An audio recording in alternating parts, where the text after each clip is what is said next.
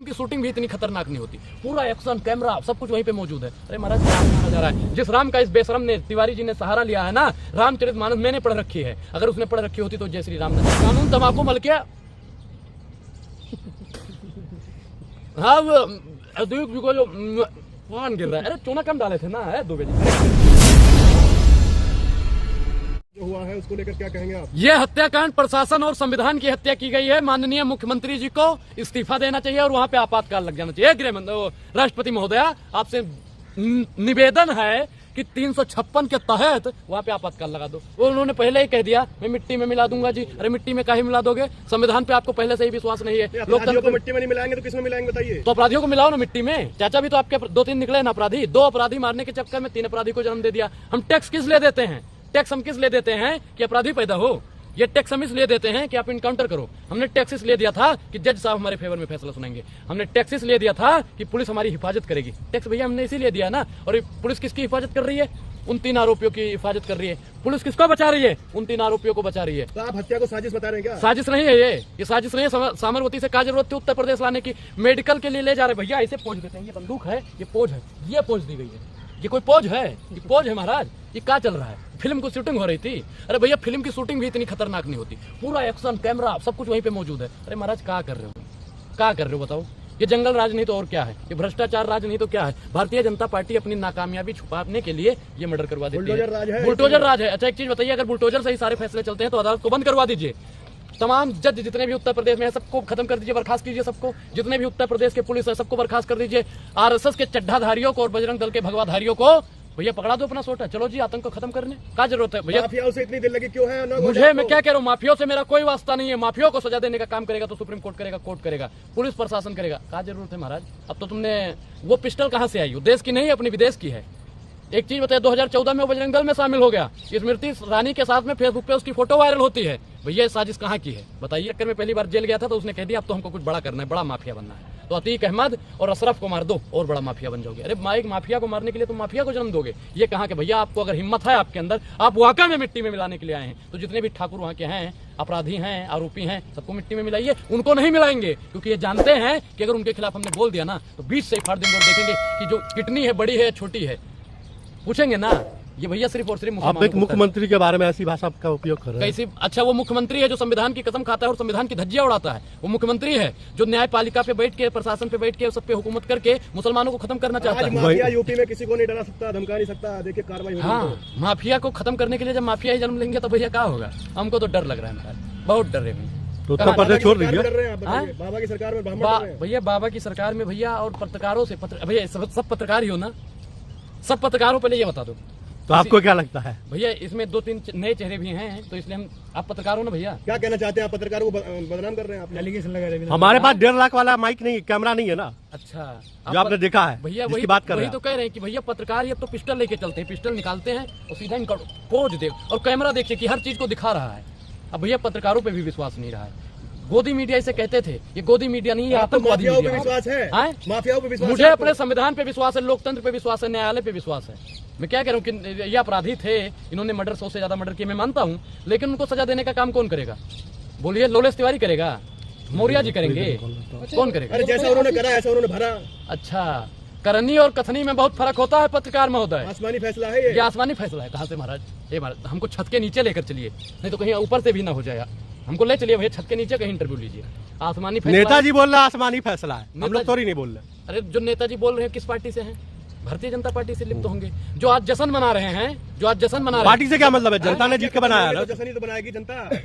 अच्छा, माफिया को महाराज हम कह रहे हैं कि आप फांसी की सजा देगा ना, कोर्ट देगा, कोर्ट देना फांसी की सजा। इनको जो तिवारी जी हुए हैं और मौर्य जी हुए हैं, तो एक लड़का और है, तीनों को महाराज कोर्ट दे फांसी की सजा। जश्न हम नहीं मना रहे, हम तो कहते हैं कि आरोपी है उसको सजा मिलनी चाहिए, कोर्ट दे। हम अभी भी ये नहीं कह रहे कि उनका इनकाउंटर हो, नहीं, इनकाउंटर नहीं, उनको भी सजा देना चाहिए। अब माई बिलबिला रही है, जैसे मनीष कश्यप की माई बिलबिला रही थी, वैसे इसकी भी माई बिलबिला रही है। बच्चे को रोजगार नहीं मिला था, अरे ससुर रोजगार नहीं मिला था, तो जाइए ना रोजगार मांगने के लिए। उसने तिवारी जी ने कभी कहा कि सरकार हमें रोजगार नहीं दे रही है?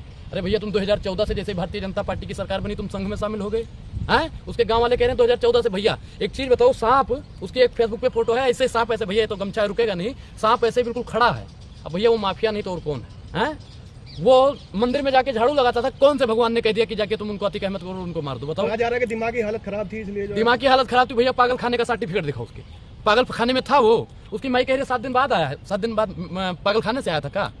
है पागल खाने से आया था। हर संघ का जितना भी वहाँ पे कार्यक्रम होता था सब में वो शामिल होता था। अगर वो वाकई में क्रांतिकारी था तो उसकी फोटो दिखाओ ना, क्रांतिकारी वाली। कितनी बार वो रोजगार के लिए, महंगाई के लिए खड़ा हुआ है। वो सिर्फ और सिर्फ आतंकवाद को बढ़ाने के लिए वो काम उसने कर दिया। अभी देख अशरफ जो उसका भाई था अतीक अहमद का, उसने एक खत लिखा जो बंद लिफाफा अभी खुला नहीं है, और उसमें अगर वो खुल जाएगा तो भारतीय जनता पार्टी के कई नेता खुल जाएंगे। वहाँ पे अंदर जाएगा ना, क्या है ये पर्दा है। अब पर्दे के पीछे मैं कुछ भी कर रहा हूँ भाई, नहीं दिखाऊंगा, कैमरा बंद करो सब।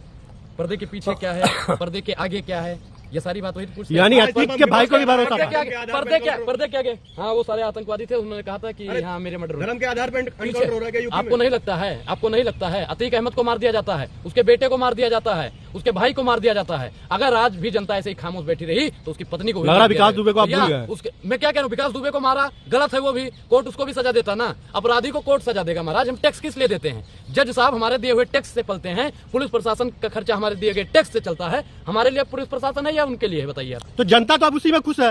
इस बार जो लेकर आई है योगी सरकार को बुलडोजर के लेटा हुआ है लवलेश तिवारी, और दोनों हाथ उठा रहे जय श्री राम नारे लगा रहा है भैया। अगर वो नारे लगा रहा है तब उसके हाथ में कोई गोली नहीं लगी और थाने में जाता है गोली लग जाती है। भारतीय जनता पार्टी अगर हम मानते हैं कि प्रशासन वाकई में गोली चलाई होगी तो भैया अतीक अहमद के बेटे के छाती पे गोली लग जाती है, अतीक अहमद के मत्थे पे गोली लग जाती है, अशरफ के मत्थे पे गोली लग जाती है और उसके हाथ पे गोली लग जाती है। बहुत हमदर्दी जता रहे हैं साहब, ये बेईमानी है। बहुत हमदर्दी है अतीक अहमद से। अहमद की हत्या का फायदा किसे है? किसे फायदा है? फायदा है दंगाइयों को बढ़ावा मिल रहा है, आतंकवाद को जन्म मिल रहा है। एक अपराधी और 2 अपराधी के मारने के चक्कर में तुम 3 अपराधी को काहे बढ़ावा? नहीं लगता है कानून का राज है यूपी में? यूपी में कर्फ्यू नहीं लगता है। यूपी में जंगल कर्फ्यू लगाने वाले ही लोग जब सिस्टम पे बैठे हैं तो कर्फ्यू कौन लगाएगा चाचा? ए भैया कौन लगाएगा कर्फ्यू? कौन लगाएगा? सारे गुंडे मवालिया पढ़े लिखे संथरी बने हैं और गुंडे मवालिया मंत्री बने। इतना बड़ा कांड हो गया, डर से कोई रोड पे नहीं आया, बाबा के डर से। वो चाहते हैं हिंदुस्तान छोड़ दें हम, अब भूत के डर से मकान छोड़ दें हम, वही तो कहते हैं। अनुराग ओझा आप कहते हैं कि मुस्लिमों को टारगेट किया जा रहा है। बिल्कुल टारगेट किया जाता है। यहाँ पे धर्म के नाम पे, जाति के नाम पे मारा जा रहा है। जिस राम का इस बेशरम ने, तिवारी जी ने सहारा लिया है ना, रामचरितमानस मैंने पढ़ रखी है, अगर उसने पढ़ रखी होती तो जय श्री राम न चिल्लाता। वो आरएसएस से और बजरंग दल से है, क्योंकि गोडसे ने भी गांधी को मारने के बाद में जय श्री राम का ही सहारा लिया था। कौन बता दिया आपको ये बात? है मैंने तो पढ़ा कि गोडसे ने मुसलमान बन के गांधी को मारा, तो फिर मुसलमान बन के मारा था। मुसलमान गेटअप लेकर के मुसलमान का, अरे मुसलमान का गेटअप लेके मारा, हाँ टोपी ओपी लगा के मारा था। हाँ बिल्कुल, दाढ़ी रख के मारा था। दिखाइए वो फोटो, दिखाइए मुझे फोटो, दिखाइए फोटो होता तो दिखा देता, मैंने पढ़ा है भाई। आरएसएस और बजरंग दल पे माननीय प्रधानमंत्री जी को, माननीय मुख्यमंत्री जी को बैन लगा देना चाहिए। नहीं तो आने वाले समय पे आज अतीक और अशरफ को मारा गया है, कल अनुराग को मारा जाएगा, परसों देश की तमाम जनता को मारा जाएगा। अगर हम आज भी अगर आज हम नहीं बोले तो एक दिन देख लेना देश की जनता को ये वही बच पाएगा जो आरएसएस और बजरंग दल और भारतीय जनता पार्टी की। कोर्ट हर चीज के लिए कोर्ट है। अरे भैया कोर्ट किस लिए होता है? कोर्ट क्या कहता है? कोर्ट सजा देने के लिए बना है ना, सजा देने के लिए बना। निर्भया के जो कांड थे, निर्भया के जो आरोपी थे, कानून कौन सा काम कर रहा है? कानून तो तम्बाकू मिल रहा है भैया, कानून तम्बाकू मल के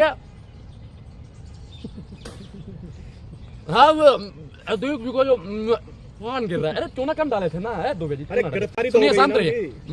वो अतीक का करते हैं, कार्तिक जुगाड़ करते हैं, चूना कम डाला करो, कत्था ज्यादा हो गया। अरे महाराज ड्रामा कर रहे हैं, पुलिस है वो फ्री का पान खाते हैं, फ्री की बिरयानी खाते हैं, फ्री का सब कुछ खाते हैं। आरोप लगा रहे हैं पुलिस पे।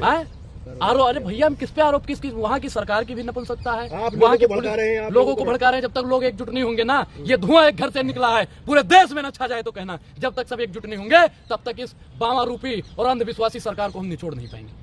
बहुत हमदर्दी है आप। हमदर्दी हमको भैया सबसे। अतीक अहमद से हमें क्या कह रहे कि अगर आपके साथ या हमारे साथ या और किसी के साथ होता तो यही हमदर्दी रहती, क्योंकि यहाँ पे जाति और विशेष के नाम से मारा जा रहा है। बहुत अच्छा आदमी था क्या अतीक अहमद? हमदर्दी जता हम क्या कह रहे हैं, अच्छा था बुरा था तो कोर्ट फैसला करती ना। उसने मारा था तो भैया कोर्ट उसे सजा देती। अरे तुम सजा देने वाले कौन होते हो भैया? हैं सजा देने वाले कौन होते हो? और देखो हमारे अंदर हमदर्दी है, तभी हम कह रहे हैं कि उस तिवारी को, उस मौर्य को, उस तीसरे वाले लड़के को कानून सजा दे। अगर हमदर्दी नहीं होती ना तो कह देते 20 सड़क पे फाड़ दो। कुछ लोग इस मुद्दे को धार्मिक भावनाओं की तरफ भी ले रहे हैं, क्या कहेंगे उनके बारे में? धार्मिक भावनाओं कर ही रहे हैं। जय श्री राम का नारा लगाता तो कि धर्म का मामला हो जाए। जय श्री राम बोलेंगे तो भैया जितने भी संघी लोग हमारे साथ खड़े हो जाएंगे। एक चीज भैया, राम के नाम को भी बदनाम कर दिया गया है इस शब्द के लिए, है कि आतंकवाद के लिए हम किसी को 2-4 मर्डर करते हो, जय श्री राम का नारा लगाते तो जितनी भी भारतीय जनता पार्टी और आरएसएस और बजरंग दल है वो सब हमारे बचाव के लिए उतर आएगा। ये साहब बेईमानी है।